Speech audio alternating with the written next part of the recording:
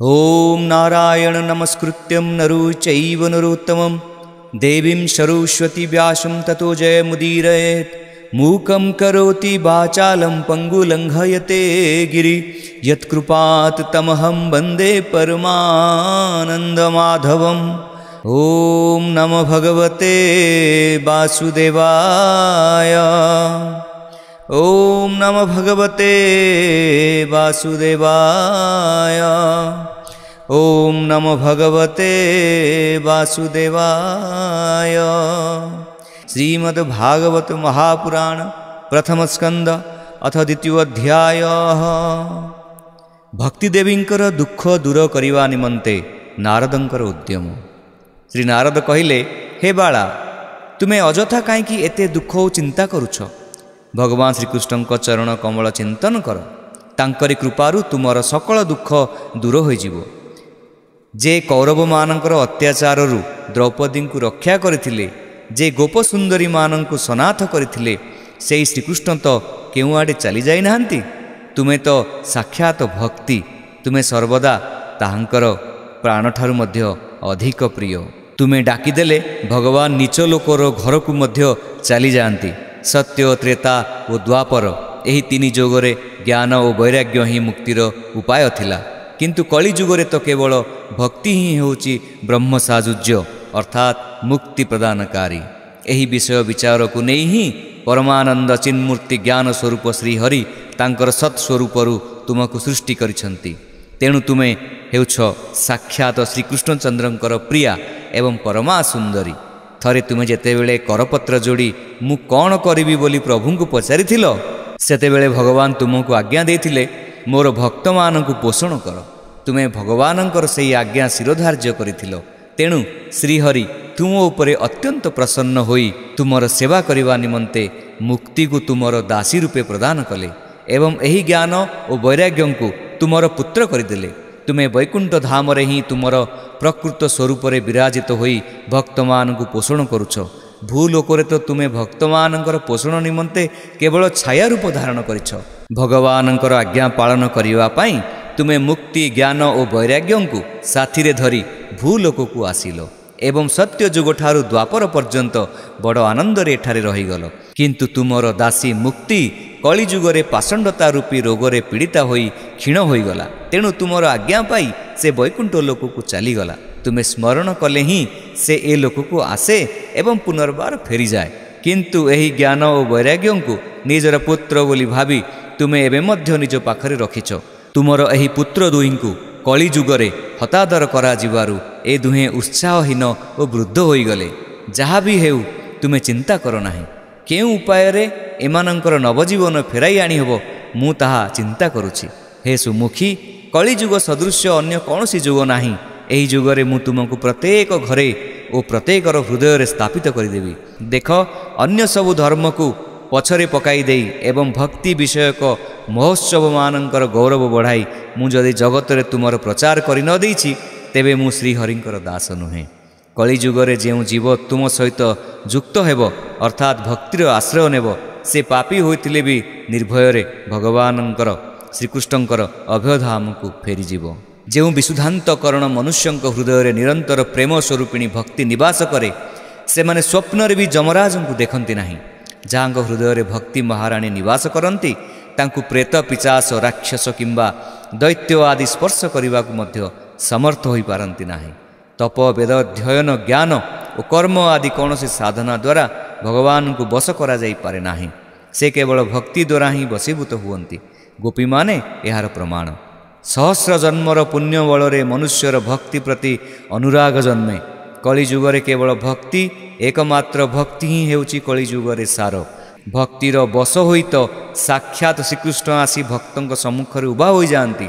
जो माने भक्ति प्रति द्वेष करती से माने त्रिलोकरे केवल दुख ही पाती। पूर्व काल रे भक्तों को तिरस्कार करिथिबा दुर्वासा ऋषि को बहु कष्ट सहिबाकु पड़िथिला। तेणु व्रत तीर्थ जोग यज्ञ एवं ज्ञान चर्चा आदि नाना प्रकार साधनार कौनसी आवश्यकता नहीं। एकमात्र भक्ति ही मुक्ति प्रदान करने पूर्ण समर्थ श्री सुत मुनि कही चलिले।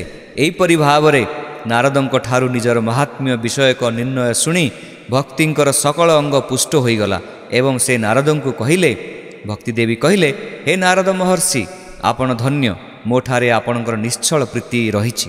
ମୁଁ ସର୍ବଦା ଆପଣଙ୍କ ହୃଦୟରେ ରହିବି, ଆପଣଙ୍କୁ କଦାପି ଛାଡ଼ିଯିବି ନାହିଁ। ହେ ସାଧୁବର, ଆପଣ ବଡ଼ କୃପାଳୁ। ଆପଣ କ୍ଷଣକ ମଧ୍ୟରେ ମୋର ସକଳ ଦୁଃଖ ଦୂର କରିଦେଲେ, କିନ୍ତୁ ଏବେ ବି ମୋର ପୁତ୍ରମାନଙ୍କର ଚେତନା ଫେରି ଆସିନାହିଁ। ଆପଣ ଆଉ ବିଳମ୍ବ ନ କରି ସେମାନଙ୍କ ଚେତନା ଫେରାଇ ଆଣନ୍ତୁ, ସେମାନଙ୍କୁ ଜାଗ୍ରତ କରିଦିଅନ୍ତୁ।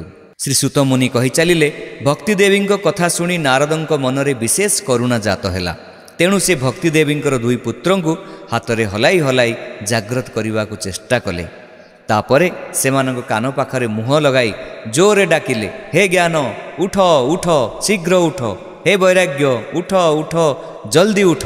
ତାପରେ ସେ ବେଦଧ୍ୱନି, ବେଦାନ୍ତ ଘୋଷ ଏବଂ ବାରମ୍ବାର ଗୀତା ପାଠ କରି ସେମାନଙ୍କୁ ଉଠାଇବାକୁ ଚେଷ୍ଟା କଲେ।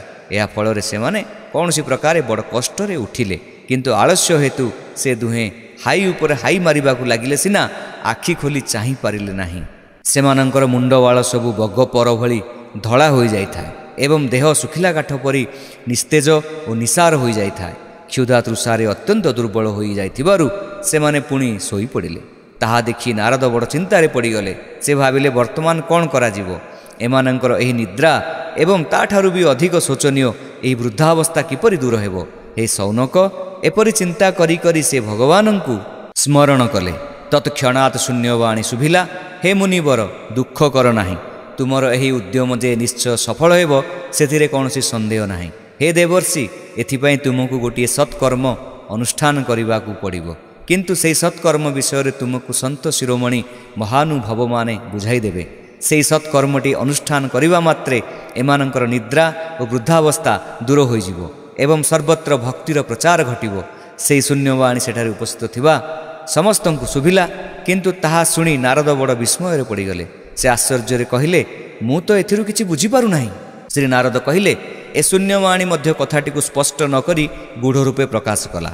କେଉଁ ଉପାୟରେ ଏମାନଙ୍କର କାର୍ଯ୍ୟ ସାଧିତ ହେବ ତାହା ତ ଜାଣି ହେଲା ନାହିଁ। ସେହି ସନ୍ତ ଶିରୋମଣିମାନେ କେଉଁଠି ମିଳିବେ ଏବଂ ସେହି ସତ୍କର୍ମଟି କିପରି କରିବାକୁ ହେବ ତାହା କେମିତି ଜାଣିବି? ଶୂନ୍ୟବାଣୀରେ ଏ ଯେଉଁ ସତ୍କର୍ମ ଅନୁଷ୍ଠାନ ବିଷୟରେ କୁହାଗଲା, ତାହା ଜାଣିବାକୁ ମୁଁ ଏବେ କ'ଣ କରିବି? ଶ୍ରୀ ସୁତ ମୁନି କହି ଚାଲିଲେ, ହେ ସୌନକ, ଏପରି ଭାବି ଭାବି ଶେଷରେ ଜ୍ଞାନ ଓ ବୈରାଗ୍ୟଙ୍କୁ ସେଠାରେ ଛାଡ଼ିଦେଇ ନାରଦ ବିଭିନ୍ନ ତୀର୍ଥ ଭ୍ରମଣ କରିବାକୁ ବାହାରି ପଡ଼ିଲେ। ବାଟରେ ଯେଉଁ ମୁନୀଶ୍ୱରଙ୍କୁ ଭେଟୁଥାନ୍ତି ତାଙ୍କୁ ସେହି ଉପାୟ ବିଷୟରେ ପଚାରୁଥାନ୍ତି। ସମସ୍ତେ ତାଙ୍କ କଥା ଶୁଣୁଥାନ୍ତି, କିନ୍ତୁ କେହି କୌଣସି ନିଶ୍ଚିତ ଉତ୍ତର ଦେଇପାରୁନଥାନ୍ତି।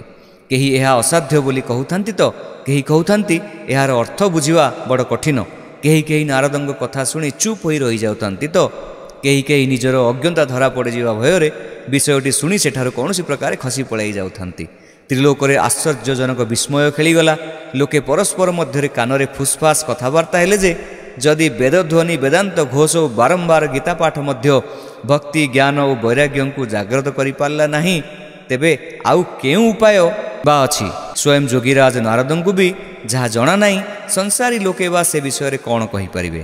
ଏହିପରି ଭାବରେ ଯେଉଁ ଋଷିଙ୍କୁ ନାରଦ ଏ ବିଷୟରେ ପଚାରିଲେ, ସେ କହିଲେ ଏହା ଦୁଃସାଧ୍ୟ। ତେଣୁ ନାରଦ ଅତ୍ୟନ୍ତ ଚିନ୍ତାତୁର ହୋଇ ବଦ୍ରିକାଶ୍ରମକୁ ଚାଲିଗଲେ। ସେ ମନସ୍ଥ କଲେ ଜ୍ଞାନ ଓ ବୈରାଗ୍ୟଙ୍କୁ ଜାଗ୍ରତ କରିବା ନିମନ୍ତେ ସେଠାରେ ତପସ୍ୟା କରିବେ। ଏତିକିବେଳେ ସେଠାରେ ସେ କୋଟି ସୂର୍ଯ୍ୟ ସମ ତେଜସ୍ୱୀ ସନକାଦି ମୁନୀଶ୍ୱରମାନଙ୍କୁ ଦେଖିବାକୁ ପାଇଲେ। ସେମାନଙ୍କୁ ଦେଖି ନାରଦ କହିଲେ, ହେ ମହାତ୍ମାଗଣ, ବଡ଼ ଭାଗ୍ୟର ବିଷୟ ଯେ ମୁଁ ଏଠାରେ ଆପଣମାନଙ୍କର ସାକ୍ଷାତ ପାଇଗଲି। ଆପଣମାନେ କୃପା କରି ମୋତେ ସେହି ଉପାୟଟି କହିଦିଅନ୍ତୁ। ଆପଣମାନେ ସମସ୍ତେ ବିଶିଷ୍ଟ ଯୋଗୀ, ବୁଦ୍ଧିମାନ ଓ ବିଦ୍ୱାନ। ଆପଣମାନେ ଦେଖିବାକୁ ସିନା 5 ବର୍ଷିଆ ବାଳକ ପରି ଜଣାପଡ଼ୁଛନ୍ତି, କିନ୍ତୁ ହେ ପୂର୍ବଜମାନଙ୍କର ପୂର୍ବଜ, ଆପଣମାନେ ସର୍ବଦା ବୈକୁଣ୍ଠ ଧାମରେ ନିବାସ କରନ୍ତି। ନିରନ୍ତର ହରିକୀର୍ତ୍ତନରେ ତତ୍ପର ରହନ୍ତି। ଭଗବତ ଲୀଳାମୃତ ଆସ୍ୱାଦନ କରି ସର୍ବଦା ସେଥିରେ ଉନ୍ମତ୍ତ ରହନ୍ତି ଏବଂ ଏକମାତ୍ର ଭଗବତ କଥା ହିଁ ହେଉଛି ଆପଣମାନଙ୍କ ଜୀବନର ଆଧାର। ହରିଶରଣ, ଭଗବାନ ହିଁ ଆମର ଆଶ୍ରୟ। ଏହି ମନ୍ତ୍ର ସର୍ବଦା ଆପଣମାନଙ୍କ ମୁଖରୁ ଉଚ୍ଚାରିତ ହେଉଥାଏ। କାଳ ପ୍ରେରିତ ବୃଦ୍ଧାବସ୍ଥା ମଧ୍ୟ ଆପଣମାନଙ୍କୁ ବାଧା ଦେଇପାରେ ନାହିଁ। ପୂର୍ବ କାଳରେ ଆପଣମାନଙ୍କର ଭୂଭଙ୍ଗୀ ମାତ୍ରକେ ଭଗବାନ ବିଷ୍ଣୁଙ୍କର ଦ୍ୱାରପାଳ ଜୟ ଓ ବିଜୟ ତୁରନ୍ତ ପୃଥିବୀକୁ ଖସି ପଡ଼ିଲେ ଏବଂ ଆପଣମାନଙ୍କ କୃପାରୁ ହିଁ ସେମାନେ ପୁନର୍ବାର ବୈକୁଣ୍ଠ ଲୋକରେ ପହଞ୍ଚିଗଲେ। ମୋର ବଡ଼ ସୌଭାଗ୍ୟ ଯେ ଏତିକି ବେଳେ ଆପଣମାନଙ୍କର ଦର୍ଶନ ମିଳିଗଲା। ମୁଁ ଅତ୍ୟନ୍ତ ଦୀନ ଏବଂ ଆପଣମାନେ ସ୍ୱଭାବତଃ ଦୟାଳୁ। ତେଣୁ ମୋ ପ୍ରତି ଆପଣମାନେ କୃପା କରନ୍ତୁ ଯେଉଁ ସତ୍କର୍ମ କରିବାକୁ ଆକାଶବାଣୀ ହେଲା ତାହା କ'ଣ ଏବଂ ମୋତେ ତାହା କିପରି କରିବାକୁ ହେବ ଦୟାକରି ବିସ୍ତୃତ ଭାବରେ ବର୍ଣ୍ଣନା କରନ୍ତୁ। ଭକ୍ତି ଜ୍ଞାନ ଓ ବୈରାଗ୍ୟଙ୍କୁ କିପରି ସୁଖ ମିଳିପାରିବ ଏବଂ ସେମାନଙ୍କୁ କିପରି ଭାବରେ ପ୍ରେମର ସହିତ ସବୁ ଜାତିରେ ପ୍ରତିଷ୍ଠା କରାଯାଇପାରିବ ମୋତେ ତାହା କୁହନ୍ତୁ। ସନକ ଆଦି କହିଲେ, ହେ ଦେବର୍ଷି, ଆପଣ ଚିନ୍ତା କରନ୍ତୁ ନାହିଁ, ମନକୁ ପ୍ରସନ୍ନ କରନ୍ତୁ। ସେମାନଙ୍କୁ ଉଦ୍ଧାର କରିବାର ଗୋଟିଏ ସରଳ ଉପାୟ ପୂର୍ବ କାଳରୁ ହିଁ ରହିଛି। ହେ ନାରଦ, ଆପଣ ଧନ୍ୟ, ଆପଣ ତ ବୈରାଗୀମାନଙ୍କର ଶିରୋମଣି, ପୁଣି ଆପଣ ହେଉଛନ୍ତି ଶ୍ରୀକୃଷ୍ଣ ଦାସମାନଙ୍କର ଚିର ପଥ ପ୍ରଦର୍ଶକ ଏବଂ ଭକ୍ତି ଯୋଗର ଭାସ୍କର। ଆପଣ ଭକ୍ତି ଦେବୀଙ୍କ ନିମନ୍ତେ ଯେଉଁ ଉଦ୍ଯୋଗ କରିଛନ୍ତି ତାହା ଆପଣଙ୍କ ନିମନ୍ତେ କୌଣସି ଆଶ୍ଚର୍ଯ୍ୟର ବିଷୟ ନୁହେଁ। ଭଗବାନଙ୍କର ଭକ୍ତମାନଙ୍କ ପକ୍ଷରେ ଭକ୍ତିକୁ ସମ୍ୟକ ରୂପେ ସ୍ଥାପନା କରିବା ତ ସର୍ବଦା ବାଞ୍ଛନୀୟ କର୍ତ୍ତବ୍ୟ।